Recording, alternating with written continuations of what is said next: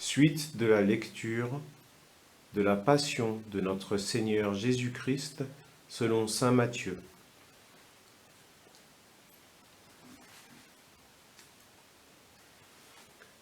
Ceux qui avaient arrêté Jésus l'amenèrent devant Caïphe, le grand prêtre, chez qui s'étaient réunis les scribes et les anciens. Quant à Pierre, il le suivait à distance jusqu'au palais du grand prêtre. Il entra dans la cour et s'assit avec les serviteurs pour voir comment cela finirait. Les grands prêtres et tous les conseils suprêmes cherchaient un faux témoignage contre Jésus pour le faire mettre à mort.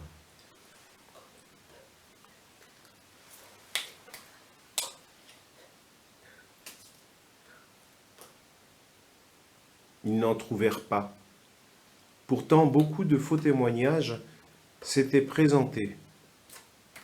Finalement, il s'en présenta 2. Ils déclarèrent : « Celui-là a dit : je peux détruire le sanctuaire de Dieu et en 3 jours je le bâtirai. » Alors le grand prêtre se leva et dit : « Tu ne réponds rien ? Que dis-tu des témoignages qu'il porte contre toi ? » Mais Jésus gardait le silence. Le grand prêtre lui dit : « Je t'adjure par le Dieu vivant de nous dire si c'est toi qui es le Christ, le Fils de Dieu. » Jésus lui répond : « C'est toi-même qui l'as dit. En tout cas, je vous le déclare, désormais vous verrez le Fils de l'homme siéger à la droite du Tout-Puissant et venir sur les nuées du ciel. » Alors le grand prêtre déchira ses vêtements en disant : « Il a blasphémé. Pourquoi nous faut-il encore des témoins ? Vous venez d'entendre le blasphème. Quel est votre avis ? » Ils répondirent : « Il mérite la mort. »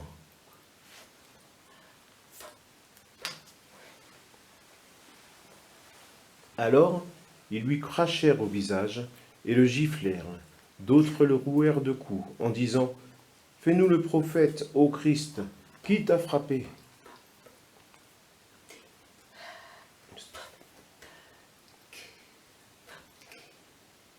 Cependant, Pierre, qui était assis dehors dans la cour, une jeune servante s'approcha de lui et lui dit : « Toi aussi, tu étais avec Jésus le Galiléen. » Mais il le nia devant tout le monde et dit : « Je ne sais pas de quoi tu parles. »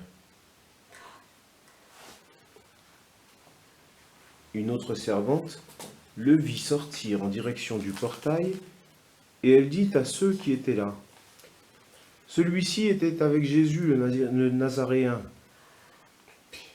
De nouveau, Pierre le nia en faisant ce serment : « Je ne connais pas cet homme. »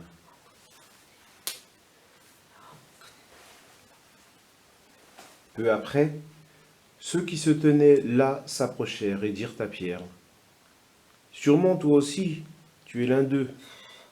D'ailleurs, ta façon de parler te trahit. » Alors il se mit à protester violemment et à jurer : « Je ne connais pas cet homme. » Et aussitôt, un coq chanta. Alors Pierre se souvint de la parole que Jésus lui avait dite : « Avant que le coq chante, tu m'auras renié 3 fois. » Il sortit et dehors pleura amèrement.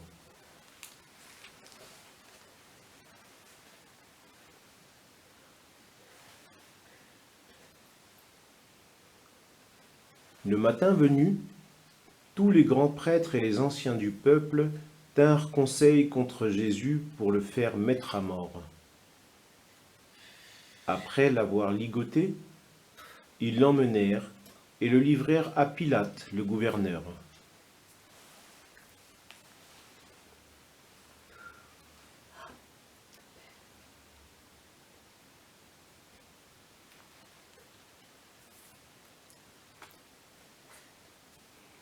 Alors,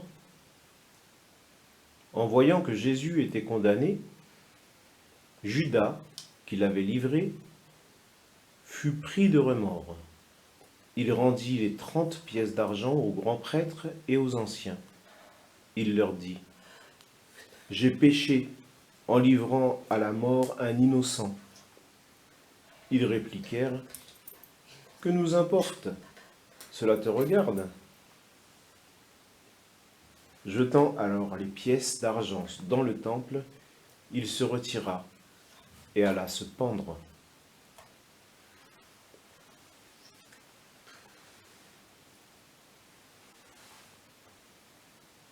Les grands prêtres ramassèrent l'argent et dirent, « Il n'est pas permis de le verser dans le trésor, puisque c'est le prix du sang. » Après avoir tenu conseil, ils achetèrent avec cette somme le champ du potier pour y enterrer les étrangers. Voilà pourquoi ce champ est appelé jusqu'à ce jour le champ du sang.